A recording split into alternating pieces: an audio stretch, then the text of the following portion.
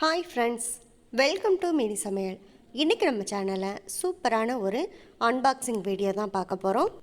இது வரைக்கும் நம்ம சேனலில் எந்த ஒரு அன்பாக்சிங் வீடியோவுமே போட்டதில்லை.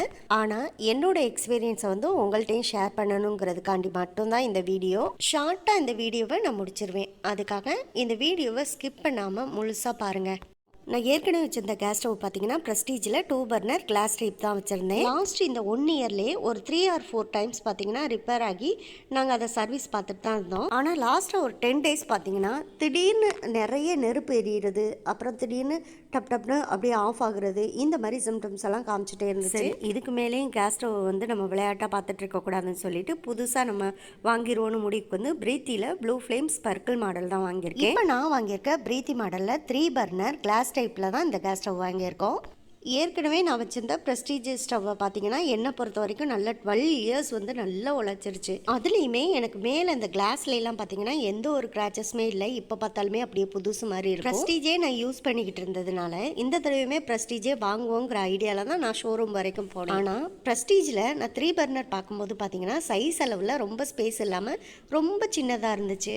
அது மட்டும் இல்லை, பிரீத்தியை பார்க்கும்போது நமக்கு இந்த கேஸ் ஸ்டவ்வில் கொஞ்சம் ஸ்பேஸ் அதிகமாகவே இருந்துச்சு. அதனாலேயோ என்னமோ தெரில, எனக்கு இந்த கேஸ் ஸ்டவ் பிடிச்சிருந்துச்சு. இந்த கேஸ் ஸ்டவ் வந்து நான் சத்யா ஷோரூமில் தான் வாங்கியிருக்கேன். ஸ்பேஸ் வைஸ் பார்த்தோன்னா நல்ல நீளத்துலேயும் அகலத்துலேயும் நல்லாவே ஸ்பேஸ் இருக்குது. பெரிய பெரிய பாத்திரம் வச்சு நமக்கு சமைக்கிறதுக்கு கூட கம்ஃபர்டபுளாக இருக்கும். இதுக்கு அட்வான்ஸாக பார்த்தீங்கன்னா டபுள் பிளேட்ஸ் கொடுத்துருந்தாங்க.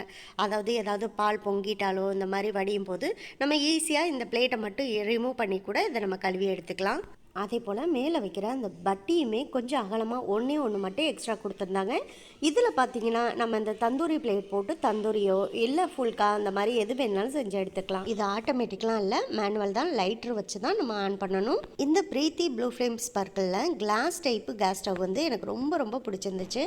நீங்களும் கேஸ் ஸ்டவ் வாங்குகிற ஐடியாவில் இருந்தீங்கன்னா, அதுவும் 3 பர்னரில் கிளாஸ் டைப்பில் கண்டிப்பாக இதை நீங்கள் வாங்கலாம். ரொம்பவே கம்ஃபர்டபுளாகவும் அதே சமயத்தில் அட்வான்ஸ் மாடலாகவும் இருக்குது. இந்த வீடியோ எந்த ப்ரொமோஷனுக்காகவும் நான் எடுக்கலை, என்னோட எக்ஸ்பீரியன்ஸை மட்டும்தான் உங்களுக்கு ஷேர் பண்ணியிருக்கேன். புதுசாக வாங்கின கேஸ் ஸ்டவ்வில் முதல்ல நம்ம பால் காய்ச்சணும்னு சொல்லிட்டு சந்தனத்தில் சிலுவையும் போட்டுட்டு கொஞ்சமாக கதம்பம் வாங்கிட்டு வந்துட்டு அந்த கதம்ப பூவையும் கேஸ் ஸ்டவ்வில் வச்சுட்டு புது கேஸ் ஸ்டவ்வில் நாங்கள் பால் காய்ச்ச ஆரம்பிச்சிட்டோம். புது கேஸ் ஸ்டவ்வை ஆன் பண்ணி பால் காய்ச்சும் போது ஏதோ புதுமணி புகுவிழாவே நம்ம கொண்டாடுறது மாதிரி ஒரு ஹாப்பியான ஃபீலிங்.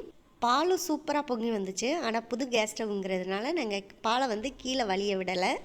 இந்த கேஸ் ஸ்டவ் பார்த்தீங்கன்னா 5 years வாரண்டி கொடுத்துருக்காங்க, அதை சொல்ல மறந்துட்டேன். இந்த ப்ராடக்ட் உங்களுக்கு வேணும்னா நான் டேக் பண்ணி வைக்கிறேன், நீங்கள் பர்ச்சேஸ் பண்ணிக்கலாம்.